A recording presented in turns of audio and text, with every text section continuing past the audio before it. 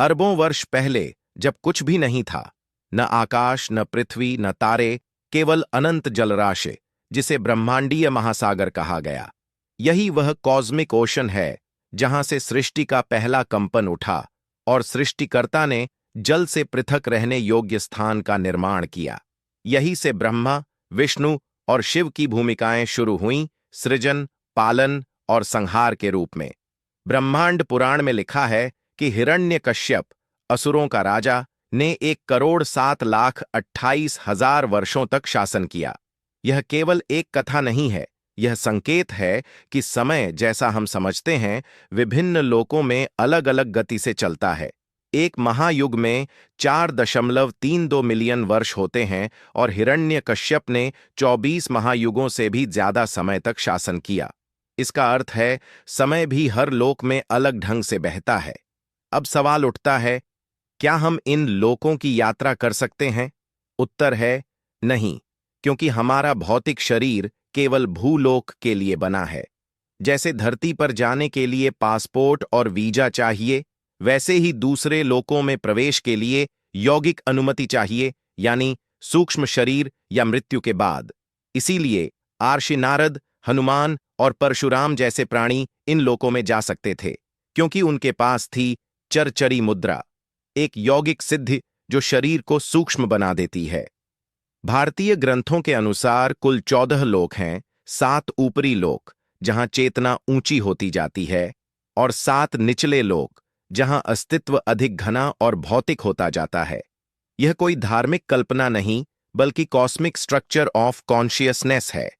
एक ऐसी व्यवस्था जो पूरे ब्रह्मांड में वाइब्रेशनल फ्रीक्वेंसी के हिसाब से चलती है। हम अभी जिस भूलोक में रहते हैं, वह इस 14 स्तरीय ब्रह्मांड के बीचों बीच स्थित है। यह वह जगह है जहां आत्माएं अनुभव करती हैं, सीखती हैं और विकसित होती हैं। हर जन्म, हर मृत्यु केवल एक ट्रांजिट है, एक कर्मिक वीजा अगले लोक के लिए। लेकिन असल सवाल यह नहीं कि कितने लोक हैं, बल्कि सवाल यह है, क्या हम उन लोकों की चेतना तक पहुंच सकते हैं बिना मरे हुए भी? यही खुलासा होगा अगले भाग में। ब्रह्मांड के शीर्ष पर है सत्यलोक। यहीं निवास करते हैं सृष्टिकर्ता ब्रह्मा। यहां कंपन सबसे उच्च है। यह अनंत अस्तित्व का केंद्र है, जहां से सृष्टि का हर सूत्र निकलता है। यहां समय का अर्थ ही खो जाता है। यहां एक सृष्टिकर्ता वर्ष 3.11 ट्रिलियन मानव वर्ष के बराबर होता है, और उनका जीवन काल 311 ट्रिलियन मानव वर्ष के बराबर होता है, यानी ब्रह्मांड के पूरे अस्तित्व के बराबर। इसके नीचे है तपलोक, जहां अनंत चेतना का निवास है। यहां रहने वाले प्राणी ब्रह्मांड के जोड़ने वाले धागों की तरह हैं, जो कभी ब्रह्मा की कभी स्वयं सृजन करते हैं। इसके बाद है जनलोक, जहां प्राणी विचार की गति से यात्रा करते हैं। उनके पास कोई भौतिक शरीर नहीं, सिर्फ जागरूकता की शुद्ध ऊर्जा। वे अस्तित्व को जानते नहीं, बल्कि वे स्वयं होते हैं। फिर आता है महारलोक, महान संतों का लोक, जो आकाश गंगाओं को स्थिर रखते हैं।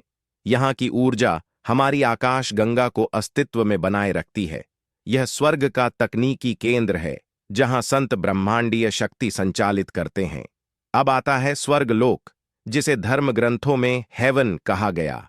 यहाँ इंद्र देवता राज करते हैं। यह वह जगह है जहां 33 करोड़ देवता निवास करते हैं। यहाँ दुख, रोग, बुढ़ापा नहीं, लेकिन यह स्थायी नहीं। कर्म समाप्त होते ही आत्मा को पुनः नीचे लौटना पड़ता है। उसके बाद आता है पितृलोक, जहां आत्माएं हवा की तरह तैरती हैं। वे पृथ्वी के भूत, वर्तमान और भविष्य को देख सकती हैं, लेकिन किसी से संवाद नहीं कर सकती। यही कारण है कि हमारे पूर्वजों की आत्माओं को श्राद्ध द्वारा स्मरण किया जाता है, ताकि वे ऊर्ध्वगमन के लिए तैयार हो सकें। और अंततः भूलोक, यानी हमारी पृथ्वी।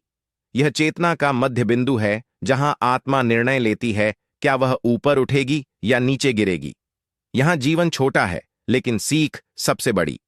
अब बात करें 7 निचले लोकों की। अतल, वितल, सुतल, तलातल, रसातल, महातल और पाताल। ये नरक नहीं है, बल्कि ऐसे संसार हैं जहां असुर और नाग जैसे शक्तिशाली प्राणी रहते हैं। यहां भौतिकता घनी है, लेकिन सौंदर्य भी है। पाताल के नाग सुंदरतम और बुद्धिमान प्राणी कहे गए हैं। केवल योगी या देवता ही इन लोकों में जा सकते हैं, क्योंकि ये ऊर्जा के नियमों पर चलने वाले आयाम हैं। आत्मा जब किसी विशेष फ्रीक्वेंसी पर कंपन करती है तो वह उसी लोक में जन्म लेती है।